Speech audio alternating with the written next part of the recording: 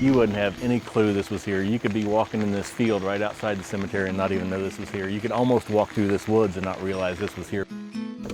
The first time I came back here to McCord Cemetery was probably the early 2000s. I had heard about it, but I'd never actually been back here. So the first time I came back, it was pretty cool to see it, but it was really overgrown and hadn't been taken care of in many, many years. So I was really surprised at the condition of the cemetery. Somebody's obviously come out here and tried to stabilize this stone. They've put some blocks or something under it to try to level it up, but it's still just really rickety and wobbly, and eventually if a branch or something hits it, it's going to fall over.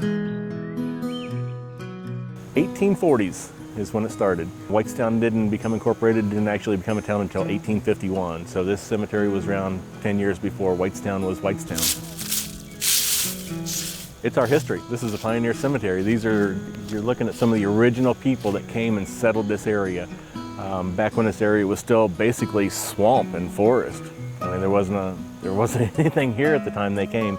They built this into what it is. They put in the drainage that's here that allowed the swamp waters to be drained away and the businesses to come and the mill to start and all those old businesses that originally created Whitestown and eventually the railroad coming through. Whenever Whitestown decided to put this area into a PUD, I thought, oh man, that cemetery's back there. If a developer doesn't know it's there, they run a bulldozer through there, we could lose all that heritage, that history. The entire cemetery could be bulldozed under and nobody would even realize they had done it.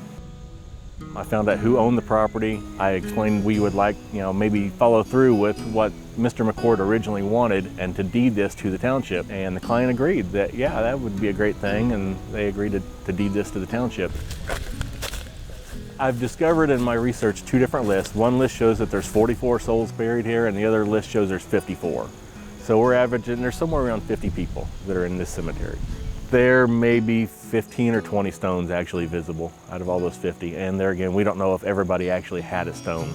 It's possible that there are some burials with no stone. I've already contacted a cemetery restoration expert down in Brown County. I hope to be able to get her here and take a look, and I would love to be able to find all the stones that are under the ground, probe and find those that have been washed over, and bring them back to the surface, get a look at them, see if any of them are still legible. I don't think we'll ever be able to do a 100% restoration, but we definitely want to make sure it's preserved.